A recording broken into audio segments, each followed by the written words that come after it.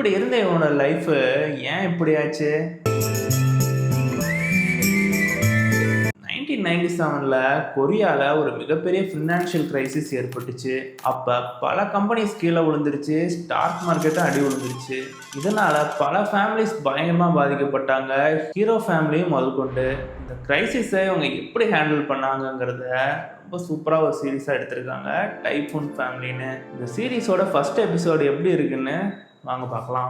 நம்மளோட ஹீரோவோட பேரு கங் டே பூங். கங் டேன்னு வச்சுக்கலாம். ரொம்ப வெட்டியா ஊர் சுத்துற பையன் தான் நம்ம ஹீரோ. இவனுக்கு இருக்கிற ஒரே வேலை நைட் கிளப்ஸ்ல பார்ட்டி பண்றது தான். செம சூப்பரா என்ஜாய் பண்ணுவான். இவனுக்குன்னு ஒரு சூப்பரான கேங் வேற இருக்கு. இவனுக்குன்னு இருக்க ஒரே எதிரி ஒரே ஒரு ஆளு தான், ஹியூன்ஜுன். இவனுமே பயங்கர ஒரு பெரிய பணக்காரன் தான். இவனுக்கும் நம்ம ஹீரோ கேங்குக்கும் சுத்தமாகாது. இவங்க ரெண்டு கேங்குமே எப்போ பார்த்தாலும் அடிச்சுக்குவாங்க. அதே மாதிரி தான் இப்பயும் அடிச்சுக்கிறாங்க. பயங்கர கலாட்டாவும் இருக்கும். ஃபைட் ரொம்ப பெருசாக போகும். ரெண்டு கேங்கையுமே போலீஸ் பிடிச்சிடுறாங்க. போலீஸ் ஸ்டேஷனில் பயங்கர காமெடியாக இருக்கும். கங்டேயோட ஃப்ரெண்டோட அம்மா உள்ளே வந்துடுவாங்க. அவன் ஃப்ரெண்டை போட்டு பயங்கரமாக வெளுன்னு வெளுப்பாங்க. கங்டேயோட அம்மா விட்டவே மாட்டாங்க. அவனை கொஞ்சிக்கிட்டு இருப்பாங்க. பயங்கரமாக கடுப்பாகி அவனையும் சேர்த்து அடிப்பாங்க. தலையில் மட்டும் அடிக்காதீங்க, மற்ற இடத்துல அடிங்கன்னு அவங்க அம்மாவே சொல்லிடுவாங்க. நம்ம ஹீரோவை பெயில் அடிக்கிறதுக்கு அவங்க அப்பா வருவார். கங்டே அப்பாவோட பேர் ஜின். இவர் ஒரு இம்போர்ட் ட்ரேடிங் கம்பெனி வச்சிருக்காரு. அதோட பேர் டைஃபூன் ட்ரேடிங். ரொம்ப சக்ஸஸ்ஃபுல்லாக அந்த பிஸ்னஸ் நடத்திட்டு இருக்காரு. எம்ப்ளாயிஸை ரொம்பவே கேர்ஃபுல்லாகவும் பார்த்துக்குவாரு. அந்த எம்ப்ளாயிஸ் எல்லாருமே ரொம்ப அந்யோன்யமாக இருப்பாங்க. சிஇஓ ஜின் மேலே ரொம்ப பாசம் வச்சிருப்பாங்க. ஆனால் அவர் இருக்கிற ஒரே பிரச்சனை கங்டே தான். அதே மாதிரி இன்னைக்கு அவங்க அப்பாவை போலீஸ் ஸ்டேஷனுக்கே இழுத்துட்டு வந்துடுறான். ஃபர்ஸ்ட் வெளியே விட வேண்டாம்னு தான் சொல்லுவாரு கங்டேவை. ஆனால் பின்னாடி இறக்கப்பட்டு அந்த ஹியூன்ஜுனும் இவங்க அப்பாவும் ரொம்பவே ஒரு க்ளோஸான ஆளுங்க தான். ஸோ அவர்கிட்ட கெஞ்சி இந்த மொத்த கேங்கையும் வெளியே விட்டுறாரு. ஆனால் கங்டே சும்மா இருக்க மாட்டான். பயங்கர கொழுப்புல அவங்க அப்பாட்டே போய் காசு தீர்ந்து போச்சு, இன்னும் கொஞ்சம் எக்ஸ்ட்ரா காசு கொடுங்கன்னு கேட்பான். பயங்கரமா கோவப்பட்டு பலாருன்னு ஒன்று விட்டுருவாரு. என் பையனே இல்லைன்னு பயங்கரமா கோவப்படுவாரு. ஆனா எந்த ரியாக்ஷனுமே இல்லாம அவன் பாட்டு அவன் வீட்டுக்கு போயிடுவான். அப்ப இவன் ரொம்ப ஒரு மோசமான ஒரு பையனான்னு நீங்க நினைப்பீங்க. அப்படிலாம் கிடையாது. இவன் வெட்டியா ஊரை சுத்துவானே தவிர இவன் ரொம்ப நல்ல டைப் தான். இவன் ஃப்ரெண்ட்ஸ்க்கு ஒண்ணுனா இவன் பயங்கரமா ஹெல்ப் பண்ணுவான். ரொம்ப ஒரு நல்ல கேரக்டர் தான். ஆனா பார்ட்டி அது இதுன்னு ஊர் சுத்திட்டு இருக்கானே தவிர மத்தபடி ரொம்ப நல்ல பையன் தான் கங்டே. கங்டேக்கு ரொம்ப பிடிச்சது பிளான்ஸ் தான். அதை ரொம்ப சூப்பரா வளர்த்துவான். அவனுக்கு அது மேல ரொம்ப ஒரு பிரியம் இருக்கு. அவங்க அப்பாவை சமாதானப்படுத்துறதுக்காக அங்க இருக்க பிளான்ஸை படிச்சுக்கிட்டு அவன் வீட்டுக்கு போவான். அப்பதான் ஃபர்ஸ்ட் டைம் அவன் ஹீரோயினை பார்க்கறான். ஹீரோயின் பேரு சியோ. இவங்க ஒரு புக் கீப்பரா இருப்பாங்க. வேற எங்கேயும் இல்லை, அவங்க அப்பாவோட ட்ரேடிங் கம்பெனில தான். இவ ரொம்பவே ஒரு நல்ல பொண்ணு. இவங்க அப்பா அம்மா யாரும் கிடையாது. இவ தான் அவன் தங்கச்சி. இவளே வளர்த்துறா. காலேஜ் படிக்கணும்னு தான் ரொம்ப ஆசைப்படுறா. ஆனா காசு இல்லாதனால படிக்க முடியல. அப்பதான் நம்ம ஹீரோவையும் பாப்பா. ஹீரோ பயங்கர தூக்க காலத்துல இருப்பான். ஹீரோவை பார்த்து அவளுக்கு ரொம்ப பாவமா இருக்கும். ஆனா பார்க்கறதுக்கு அழகா இருக்கிறதுனால அவளுக்குமே ரொம்பவே பிடிக்கும். அவன் ஃப்ளவரை எடுத்துட்டு அவங்க அம்மாட்ட கொடுத்துட்றான். அப்பதான் அவங்க அப்பா ரொம்பவே ஃபீல் பண்ணுவாரு இவன் அடிச்சதுக்கு. அவங்க அப்பா அப்பதான் ஃபர்ஸ்ட் டைம் இவன் அடிச்சிருக்காரு. அவர் ரொம்பவே அவன் மேல பாசம். ஆனா வெளியே காமிச்சிக்க மாட்டாரு. அதே மாதிரி அவன் ரொம்ப நல்ல பையன்னு அவருக்கு தெரியும். டைஃபூன் ட்ரேடிங் கம்பெனி ரொம்ப சக்சஸ்ஃபுல்லா போயிட்டு இருக்கும். போனஸ்லாம் கூட கொடுப்பாரு. ஆனா அப்பன்னு பார்த்து ஒரு இட்டாலியன் கிளைண்ட்ஸ் கால் பண்ணுவாங்க. இந்த டேமாங் கம்பெனியோட ட்ரேட் பண்ணதுனால எனக்கு அட்வான்ஸ் பேமெண்ட் பண்ணுங்கன்னு கேட்பாங்க. இது ரொம்பவே ஒரு ரிஸ்கான ஜாப், பண்ண வேண்டாம்னு நினைப்பாங்க. கூட இருக்க எல்லா ஸ்டாக்ஸுமே ரொம்ப ஹாப்பியா இருப்பாங்க. அதுவும் இல்லாம ஹிட் அடிச்சா இவங்க எல்லாருமே லைஃப் செட்டில் ஆயிடும். அதனால இந்த ரிஸ்க் எடுக்கிறதுக்கு ஜின் ஒத்துக்குவாரு. கங்டே ஒரு புது வெரைட்டியா ரோஸ் பிரீட் அவனுக்கு கண்டுபிடிச்சிருப்பான். இது அவங்க அப்பாக்காக ஸ்பெஷலா கொடுக்கணும்னு நினைப்பான். அவங்க அப்பாவுக்கு ஒரு பேட் நியூஸ் வரும். இவர் ஏற்கனவே ஒரு கெமிக்கல் கம்பெனியோட ட்ரேட் பண்ணியிருப்பாரு. ஆனால் ஒரு செக் டிஃபால்ட் ஆனதுனால இந்த மாசம் சம்பளமே அவரால் கொடுக்க முடியாது. ஏன்னா ஒரு பயங்கரமான அமௌண்ட்டை அந்த இட்டாலியன் கம்பெனிக்கு ஒரு ட்ரேட் பண்ணதுனால இங்க இருக்க எம்ப்ளாயிஸ்க்கு இவரால் சம்பளமே கொடுக்க முடியாது. ஸோ இது ரொம்பவே ஒரு கஷ்டமான நிலைமை வரும். அதுவும் இல்லாமல் அந்த இட்டாலியன் கம்பெனியோட ஜாப் கரெக்டாக போனால் தான் இவங்க கம்பெனியே செக்யூர் ஆகும். அப்படி இல்லைன்னா பேங்க்ரப்ட் ஆகிறதுக்கு கூட வாய்ப்பு இருக்கு. இவ்வளோ பெரிய ரிஸ்க் எடுத்தது அவருக்கு ரொம்பவே கஷ்டமா இருக்கும். அதனால அவருக்கு சடனாக ஒரு ஹார்ட் அட்டாக் வந்துடும். ஹாஸ்பிட்டலில் சேர்த்திடுவாங்க. ஹாஸ்பிட்டலில் ரொம்ப சீரியஸாக இருப்பார். 24 ஹவர்ஸும் மானிட்டர் பண்ணணும்னு சொல்லுவாங்க. அவங்க அப்பாவை பார்த்துட்டு இருக்கப்ப கங்டேவோட பேஜருக்கு ஒரு அர்ஜென்ட் மெசேஜ் வரும். அவனோட ஃப்ரெண்டை யாரோ லாக் பண்ணி வச்சிருக்காங்கன்னு. ஸோ பயங்கர வேகமாக அந்த பார்ட்டி பண்ணுற பப்புக்கு போவான். அந்த ஹியூன்ஜினோட டிராப் தான். ஆனா அது வேணும்னே இந்த ஹியூஜூன் தான் வர வச்சிருப்பான், இவன கேவலப்படுத்துறதுக்கு. ஏன்னா, அவங்க அப்பாவோட கம்பெனி பேங்க்ரப்ட் ஆக போகுதுன்னு சொல்லி ரொம்பவே கேவலப்படுத்துவான். அப்பதான் அவன் ஃப்ரெண்டு வந்து ஹாஸ்பிட்டல்ல அவன தேடிட்டு இருக்காங்கன்னு சொல்லுவான். அப்பதான் அவன் பயங்கர சீரியஸ். அவங்க அப்பாவ பார்க்கறதுக்கு ஹாஸ்பிட்டல் போவான். ஆனா ரொம்ப டிராஃபிக்கா இருக்கும். வேற வழியே இல்லாம ஹாஸ்பிட்டலுக்கு ஓடியே போவான். ஆனா என்ன கெட்ட விஷயம்னா, அவங்க அப்பா இறந்துடுறாரு. அவங்க அப்பாவோட கடைசி மூமெண்ட்ஸ்ல கூட இவனால கூட இருக்க முடியலன்னு இவனுக்கு ரொம்ப ஷாக்கா இருக்கும். அவங்க அம்மா ரொம்பவே திட்டுவாங்க. ஆனாலும் இவன் ரொம்பவே உடைஞ்சிருவான். அப்பன்னு பார்த்து ஒரு பேட் நியூஸ் வரும்.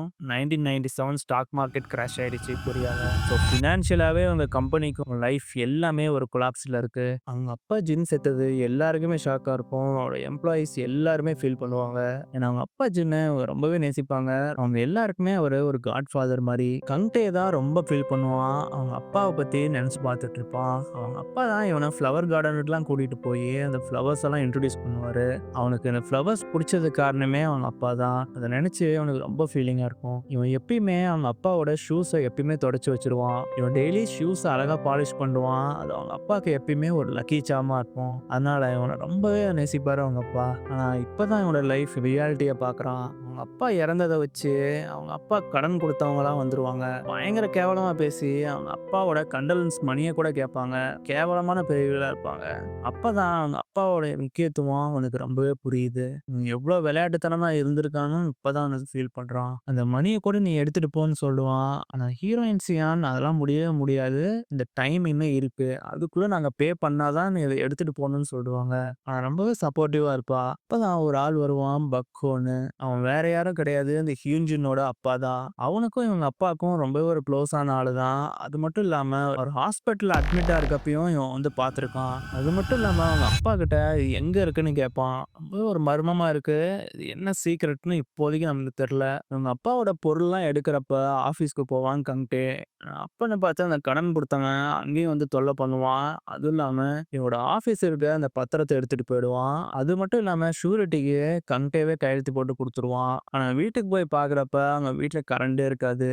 எல்லாமே ஆஃப் ஆயிருக்கும். அப்பதான் அவங்க அம்மா சொல்லுவாங்க, கரண்ட் கட் பண்ணிட்டாங்கன்னு. ரொம்ப ஒரு பரிதாபகரமான நிலைமையில தான் இருப்பாங்க. அது மட்டும் இல்லாம ஃபோன் வயரையும் அவங்க அம்மா எடுத்து வச்சிருப்பாங்க. கடன் குடுத்தவங்க எல்லாருமே ஃபோன் பண்ணி டார்ச்சர் பண்றாங்க. இப்படி ஒரு நிலைமை வரும்னு நினைச்சு கூட பார்க்கல. ஹீரோயின் சியான் அவரோட காலேஜ் அட்மிஷன் ஃபார்ம் எல்லாம் எரிச்சுக்கிட்டு இருப்பா. இனிமே நான் படிக்க மாட்டேன்னு. அவகிட்ட காசு இல்ல. அவ தங்கச்சி பயங்கரமா சண்டை போடுவா. நான் வேலைக்கு போய் உன்னை கண்டிப்பா படிக்க வைக்கிறேன்னு சொல்லுவா. ஆனாலும் அது ரியாலிட்டியா நடக்காதுன்னு ரொம்பவே ஃபீல் பண்ணுவாங்க. கங்டே டெம்பரவரியா அந்த ஆஃபீஸ்ல ஜாயின் பண்ணியிருப்பான். அந்த ஆஃபீஸ்ல அவங்க பண்ற ஒர்க்கும் இவனுக்கும் ஒண்ணுமே புரியாது. அது மட்டும் இல்லாம அவனை இவங்க மதிக்கவே மாட்டாங்க. இவன் ஹேர் ஸ்டைலையும் இவன் ட்ரெஸ்ஸையும் பார்க்கறதுக்கு. அவங்க அப்பாவோட ஆஃபீஸ செக் பண்றப்ப தான் அவனோட ஃபேமிலி ஃபோட்டோல ஒரு சீக்ரெட்டான ஒரு கீ இருக்கும். அந்த பூட்டு எங்க இருக்குன்னு எல்லா இடத்துலயும் தொலைவான். எதுவுமே கிடைக்காது. அவன் கபோர்ட்ல மட்டும் அந்த லாக்கர் இருக்கும். அத அந்த கீய யூஸ் பண்ணி தொறந்துருவான். ஆனா அத ஓப்பன் பண்ண முடியாது. அந்த லாக்கருக்கு பாஸ்கோடு இருக்கும். அத அந்த எம்ப்ளாயீஸ்ட்டயும் கேட்பான். ஆனா அந்த எம்ப்ளாயீஸ் கண்டுக்கவே மாட்டாங்க. ஆனா மியூசியம் மட்டும் 2072ங்கிற ஒரு நம்பர சொல்லுவா. ஏன்னா அவங்க அப்பாவோட கம்பெனி 100 வருஷம் ஆனாலும் தலைச்சு நிக்கணுங்கிறதுனால எப்பயுமே அந்த நம்பர தான் சொல்லுவாருன்னு சொல்லுவா. அதே மாரி அன்னைக்கு நைட்டு யாருக்கும் தெரியாம அந்த லாக்கர போய் ஓப்பன் பண்ணுவான். எவ்வளவோ ட்ரை பண்ணி காம்பினேஷன்ஸ்லாம் போட்டு பார்ப்பான். ஒர்க்கே ஆகாது. ஆனா ஹீரோயின் சொன்ன மாரியே அந்த 2072 நம்பர போட்ட உடனே அன்லாக் ஆயிடும். உள்ள பல சேவிங்ஸ் அக்கவுண்ட் இருக்கும். எல்லாமே அவனோட எம்ப்ளாயீஸோடது தான். அவன் எம்ப்ளாயீஸ்க்காக இவரு சீக்ரெட்டா சேவிங்ஸ் அக்கவுண்ட் போட்டு வச்சிருப்பாரு. மந்த்லி அவருக்கு கிடைக்கிற இன்கம்ம அவனோட அக்கவுண்ட்ல போட்டுட்டு வருவாரு. அதே மாரி கடைசியா அவரோட பையன் கங்டேக்கும் இவனுக்குமே அக்கவுண்ட் போட்டு வச்சிருப்பாரு. ஒரு பெரிய லம்சம் அமௌண்ட் அவனோட சேவிங்ஸ் அக்கவுண்ட்ல இருக்கு. ஆனா அதுல ஒரு குறிப்பு போட்டிருப்பாரு. நீ உழைச்சு சம்பாரிச்சாதான் அந்த அமௌண்ட் நிக்கும்னு. அப்பதான் அதோட அருமையும் உனக்கு புரியும்னு போட்டு வச்சிருப்பாரு. இது இவனுக்கு ரொம்பவே ஃபீலிங்கா இருக்கும். அடுத்த நாள் ஹீரோயின் சியான் கூட லஞ்சுக்கு கூப்பிட்டுருப்பான். ஆனா லஞ்ச்ல அவன் ஓப்பனா சொல்லுவான். எனக்கு எனக்கு இந்த பிசினஸ பத்தி எதுவுமே தெரியாது. எனக்கு சொல்லிக் குடுங்கன்னு. அப்பதான் அவ ஷேர் பண்ணுவா. அவங்க அப்பா கடைசியா என் பையன் ரொம்ப நல்லவன். எந்த வேலையா இருந்தாலும் செய்வான்.